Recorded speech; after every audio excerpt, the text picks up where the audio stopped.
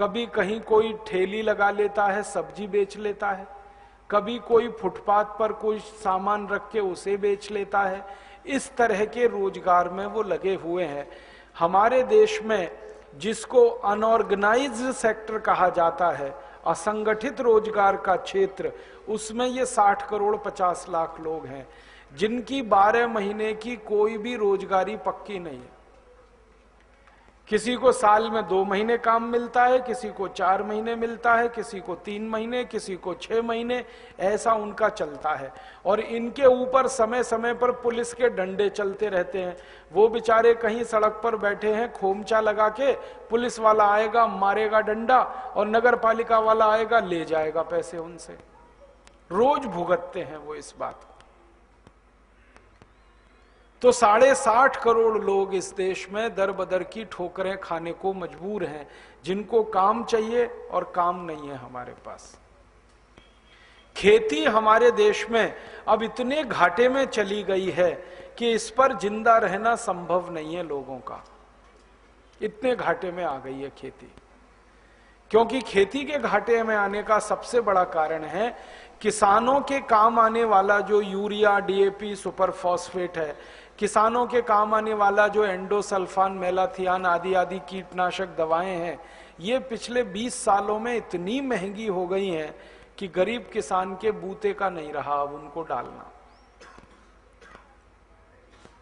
पहले यूरिया का एक कट्टा 50 किलो का 70 रुपए का था, अब 300 रुपए का हो गया और 2-3 दिन के बाद वो 350 का होने जा रहा है। डीएपी पहले 3 रुपए किलो था, अब 24 रुपए किलो हो गया। 2-3 दिन के बाद ये 28 रुपए किलो होने जा रहा है डीएपी। सिंगल सुपर फॉस्फेट 8 से 10 गुना महंगा हो गया।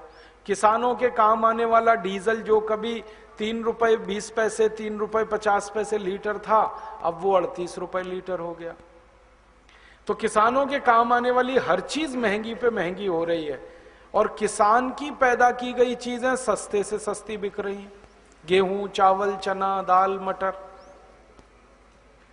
तो खेती इतने घाटे में है कि हर दिन 1 मिनट में इस देश के 33 किसान खेती छोड़ देते हैं। हर दिन 1 मिनट में 33 किसान खेती छोड़ देते हैं। अब आप अंदाजा लगाओ, 1 मिनट में 33 किसान खेती छोड़ते हैं तो एक दिन में कितने मिनट होते हैं और 1 साल में कितने मिनट होते हैं। हर मिनट में 33 किसान खेती छोड़ते हैं। कहां भागते हैं? शहर में भागते हैं। किसके लिए? रोजगार के लिए। शहर में कोई रोजगार रखा है उनके लिए? वो दिल्ली जाते हैं, बंबई जाते हैं, कलकत्ता जाते हैं, मद्रास चले जाते हैं और अंत में जहां नहीं जाना चाहिए वहां पहुंच जाते हैं, झुग्गी झोंपड़ियों में।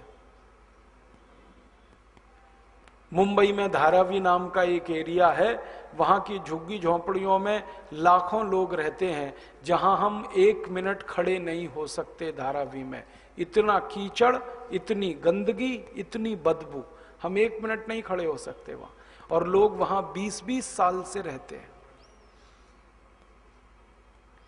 मैंने देखा है झुग्गी झोंपड़ियों के आसपास सरकार की कुछ योजनाओं के सीमेंट के पाइप पड़े रहते हैं नीचे डालने के लिए। उन सीमेंट के पाइप में लोगों के सालों साल गुजरते। इस भारत देश में शहर की जो आबादी है ना, हैदराबाद, मद्रास, बेंगलोर, दिल्ली, कोलकाता, ये जो शहर माने जाते हैं, मेट्रोज, इनकी आबादी का 65% हिस्सा झुग्गी झोंपड़ियों में रहता है। 65% हर शहर का, इंक्लूडिंग हैदराबाद। हैदराबाद का भी यही हाल है, सिकंदराबाद का भी यही हाल। 65% हिस्सा झुग्गी झोंपड़ियों में रहता है। और मुझे इतना दुख है ये कहते हुए कि झुग्गी झोंपड़ियों में जितने एरिया में, जितने वर्ग फीट में 5-5 लोग रहते हैं, उतने क्षेत्र में तो जेल में कैदी भी नहीं रहते।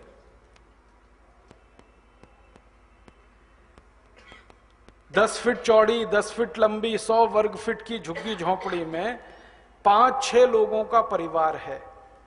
और हमारे जेलों में जो कैदी बंद है ना, तो एक कैदी को सामान्य रूप से 50 वर्ग फीट जगह होती है जेल में, और यहां जेल के बाहर एक व्यक्ति को सामान्य रूप से 10-15 वर्ग फीट की ही जगह उपलब्ध है रहने के लिए। उसी में सोना है, उसी में हगना है, उसी में मूतना है, सब उसी में करना है।